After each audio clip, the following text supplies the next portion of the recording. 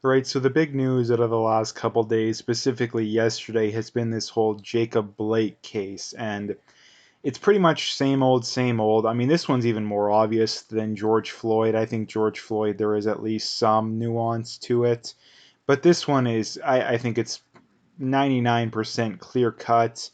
I mean, the first thing I would throw out is that I think that you can maybe make the argument that the cops overreacted to a small degree, but I mean, there's many things that make me point out that, like, come on, people. Like, um, for starters, I mean, Jack Posobiec points out here Jacob Blake had an arrest warrant out for rape and domestic abuse. And again, he literally links to the county page where, showing that. So, again, anybody trying to say that's BS is, again, you're literally contradicting reality. And that's the other thing, too, that really bothers me is that why are all these BLM martyrs, or at the very least, pretty much all of them. Obviously, I'm sure there's some exceptions because people be like, well, what about so and so? And sure enough, yeah, they legitimately were killed, unjustly. But you look at this guy, you look at George Floyd, you look at Mike Brown, you look at all most of the major BLM cases. They're nothing burgers. They're most of them people either, you know, I wouldn't say deserved to. I mean, Mike Brown got. I mean, you physically assault someone, yeah, you get killed, yeah, you had what was coming to you, especially a cop, right? Like if you physically assault someone that you know has a lethal weapon on them, anybody with half a brain is going to use that said lethal weapon. This one, I mean, like I say, George Floyd, I think they could have handled it a little bit better, but the guy clearly died of a drug overdose, and the autopsy showed that. So, I mean, all this rioting and all this BLM garbage, it's going on for no reason. It's going on, and this is the big thing too, that if racism really is this big problem, then why are most of the examples that they point to prove said racism not true? And this is the thing too, that how do you know that because a white cop killed a black man, how do you know that it's racism? Like, even if a black cop, or sorry, a white cop goes out and kills a black guy in cold blood, completely unjustified, how do we know that it's racism? How do we know that it's racism? Like, please provide some proof. And this is the big problem, that tensions are so hot right now, partially because we assume that if a black guy gets attacked by a white person, it must be racism. Maybe the white guy's just an a-hole. Like, have we ever thought of it like that? And most of the time, that's the case. Like, and this is the thing too, that I've yet to see anybody point out any proof of racism in any of these cases. Like any of these cases, they try and provide examples of systemic racism, and they can't come up with any. And the only ones they can't are easily contradicted. So this is the problem when it comes to this kind of stuff. And getting back to this whole case here, um, I don't have any sympathy for this guy. Like, I know, how do you have sympathy for this guy? He like he was wanted for rape and domestic abuse. Like, how in the world? And this is the other thing too. It'd be one thing if the cops came to his house and he was willing to go peacefully. Yeah, then he deserves sympathy. But he was resisting arrest. He was resisting arrest. And he went into his car to try and grab something, like, and not only that, they tried the taser. So anybody's saying, oh, they just shot him, no, I'm rather sure they tried the taser, uh, and then they had to resort to that. Like, again, like, if you turn your back on people who have guns pointed at you, and go to reach and grab for something, anybody with half a brain is going to assume that you are going for a weapon. You are Anybody's going to assume that. And this is the other problem too, that let's just say that the evidence does point to this, like I said, that does point to this being an unjustified shooting, which it clearly doesn't. Um, we need to wait until all the evidence comes out. I mean, look at what happened with George Floyd. It was, oh, I can't breathe, all this garbage. But yet it turns out that he couldn't breathe the whole time. It had little to nothing to do with the whole knee on the neck thing. The knee on the neck thing was approved by the MPD, the police department, which, what's his name? The Antifa sympathizing police. I forget his name, but um, the guy that upped the charges to second degree. Um, his name's on the tip of my tongue, but I forget it. But um, why don't we wait until all the evidence comes out? Like, if all the evidence comes out, then be outraged. But here's the other thing too. I don't care what happens either. Again, I don't care if this guy was killed in cold blood for no reason. He was the nicest guy in the world. He was Mother Teresa 2.0.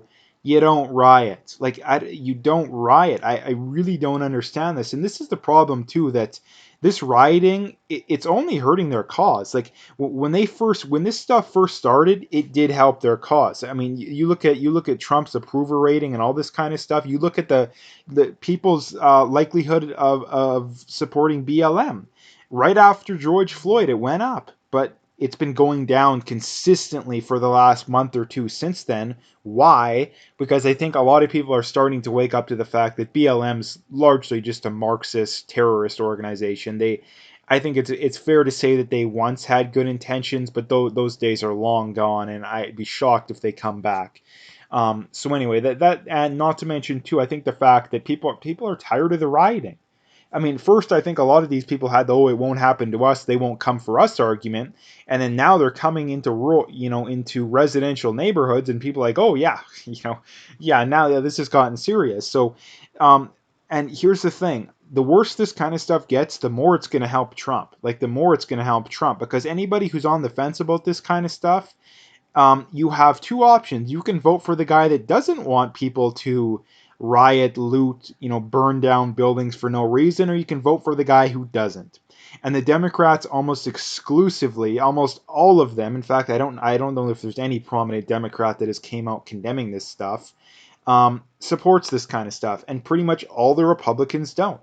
And again, I'm not big on the two-party system, but the other thing I really can't stand is the people who aren't big on the two-party system who refuse to take a side when one side is clearly correct. Like, I can't stand those people either as well. Like, I'm so principled I won't take a side no matter what, no matter how obvious it is that one side is right. Like, no, that's the whole point, is that when both sides are wrong, you don't take a side. When one side is clearly right, you take a side.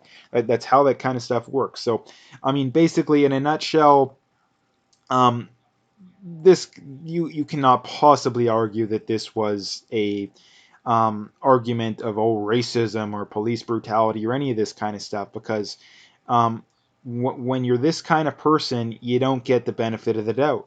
You get the benefit of the doubt if you're willing to go peacefully, but and this whole breaking up the fight thing, breaking up a fight, again, absolute garbage. And here's the thing: even if that was what you're doing, you don't resist arrest. I don't understand why this is so confusing for people.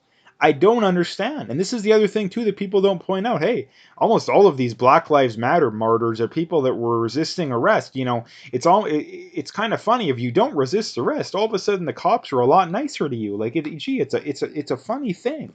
Like, where are all the BLM people pointing this kind of stuff out? Like, this is the thing too. I'd love to see stats of unarmed blacks killed by police who weren't resisting arrest. I'd really like to see that number. And the reason why that number isn't being talked about is because that number is probably so low that it would completely debunk the whole systemic racism argument. Completely debunk it. So anyway, this is from Tim Pool. He says Democrats hate Trump so much that people can riot, burn down buildings, and kill 30 people, and they will call it a peaceful protest while blaming Trump for all the violence. And again, this is the other problem too, that all of these idiots, they're the ones that cause all this rioting and this violence, and they've supported every step of the way. In fact, I've seen most of these Democrats and crazies. Oh, well, we've tried the peaceful route and now we have to be violent. Well, on the other hand, constantly reminding us how it's a peaceful protest. Like, the Orwellian doublespeak here is really off the charts. Like, which one is it? Is the violence justified, or is it a peaceful protest? Well, the problem is that those are both wrong. Number one, the violence isn't justified. I don't care what you're caught, unless other people are actively trying to physically hurt you. Violence is never justified, and it's not a peaceful protest. Like, there's probably some peaceful protests out there, but most of this kind of stuff they're calling peaceful protest is not peaceful. And this is the crazy thing too, that they're trying to blame it on Trump. Like, even if you want to argue all the other stuff, fine, but blaming it on Trump is absolutely insane. This is just how crazy these people are. This is another reason why you know that Trump isn't nearly as bad as what these people make him out to be. Is that even though there is some things to point out how that he's wrong on, which they don't do, but nonetheless, that they have to make up stuff to make him look bad. Like if someone's this really bad guy, you don't have to make stuff up to make them look bad. You don't have to twist the narrative and lie to people. Like you really don't. So anyway, that's the other thing I wanted to talk about. Getting to a little bit of a different story here. This is actually from Yinan Weiss, I believe is how you pronounce that. But anyway, he says, short thread about COVID herd immunity. First, let's look at New York and Sweden. New York wears masks, closed businesses, schools, and mandates social distancing. Sweden did not, but reached near zero deaths at the same time. Only thing common is similar antibody levels. Now, this is the thing, too, that all these idiots in the mainstream media and the pro lockdown idiots are all like, oh, Sweden had the worst policy ever. But yet, they're the same people that are supporting De Blasio and Cuomo. Cuomo literally probably handled this the worst of pretty much any politician in the world, aside from maybe New Zealand and Australia, some of those like literal authoritarians.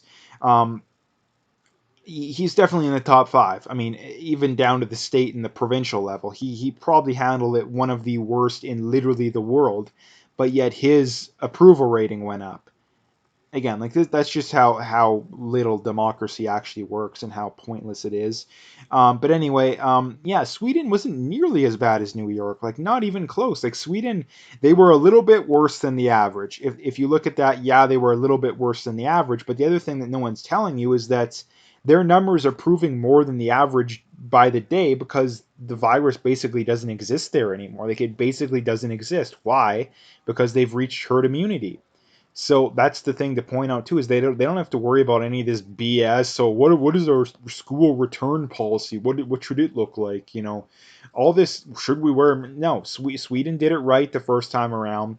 Like I've said before, the only thing they messed up is that they should have keyed into the whole nursing home thing sooner. Like the clear way of going about this in a nutshell, looking back on it, was um, anybody under 50 to 60, especially with no underlying health conditions, should have went about their normal life almost to the T of what it looked like before.